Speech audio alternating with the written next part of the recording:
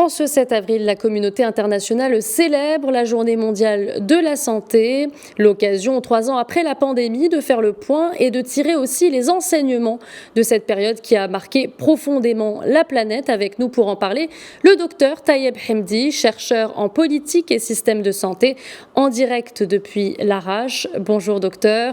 Ce 7 avril est l'occasion pour nous de faire un état des lieux de la politique de santé au Maroc. Vous êtes aussi vice-président de la Fédération nationale de la santé. Cette année, la thématique est celle de la santé pour tous. Que pouvez-vous nous dire en la matière concernant le Maroc ?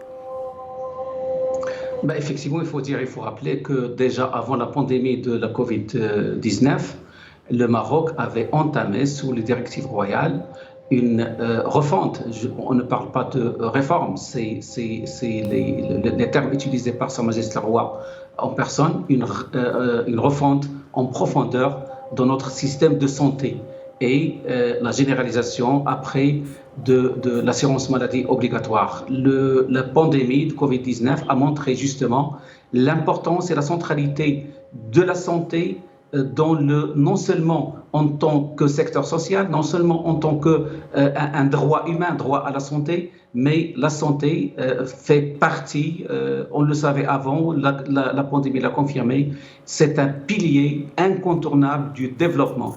La santé actuellement au Maroc est considérée aussi un pilier de développement, mais aussi un pilier de la sécurité sanitaire, de la souveraineté sanitaire, mais aussi c'est un pilier de la vie sociale, de la vie scolaire. Et donc, la santé se retrouve aujourd'hui rehaussée, sa position rehaussée dans notre politique de santé. C'est le plus important. C'est cette vision stratégique de la place de la santé au Maroc après cette pandémie.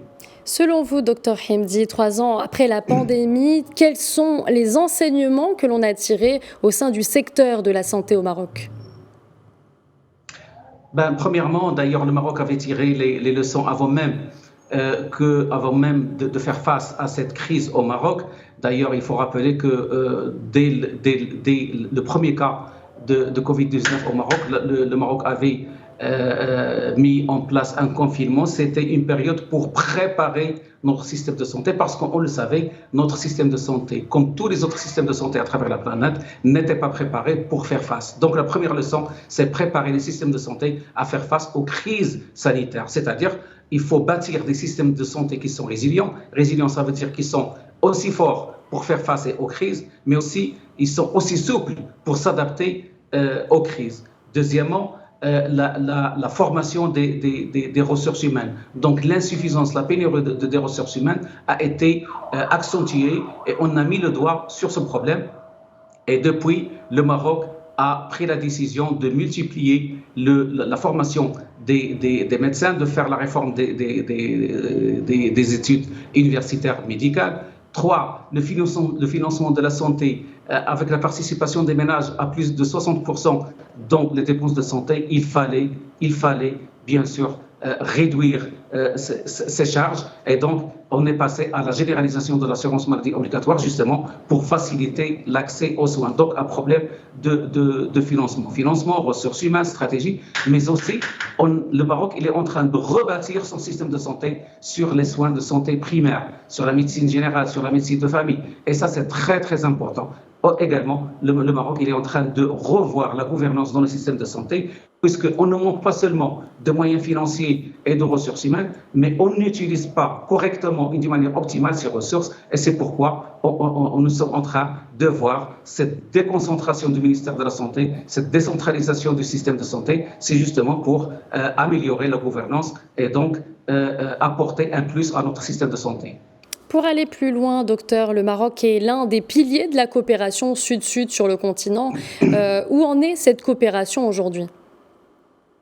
Effectivement, et parce que c'était une vision, le Maroc avait une vision anticipative, une vision proactive. Il faut dire qu'au moment où les autres pays, durant la pandémie, où les autres pays étaient enclavés, il n'y avait pas de coopération internationale. Pire, il y avait des conflits sur les produits, sur les vaccins, sur les masques et autres. Le Maroc était parmi les rares pays au monde qui a partagé ses moyens de protection contre le Covid-19 avec les pays africains qui en avaient besoin. Il faut dire que tout le monde en avait besoin. Le Maroc aussi, il a mis en place l'unité de Ben Slimane pour la fabrication et la production de vaccins anti-Covid et les autres vaccins et les médicaments de la biotech. C'est pour satisfaire justement aux besoins de l'Afrique et des pays du Sud. Il faut dire par exemple en Afrique, l'Afrique ne produit que 1% des vaccins. Alors que par exemple l'unité de Ben Slimane à elle seule, dans les quelques années à venir, elle sera capable de subvenir aux besoins de plus de 60% des besoins de l'Afrique et après plus que ça. Donc la solidarité Sud-Sud, c'est important et la pandémie l'a démontré et le Maroc s'est engagé justement dans cette solidarité pour initier, pour promouvoir cette solidarité et donner l'exemple et être pionnier dans le domaine. Merci infiniment, Dr Taïeb Hamdi, pour votre éclairage. Je rappelle que vous êtes chercheur en politique et système de santé, mais aussi vice-président de la Fédération nationale de la santé. Bonjour.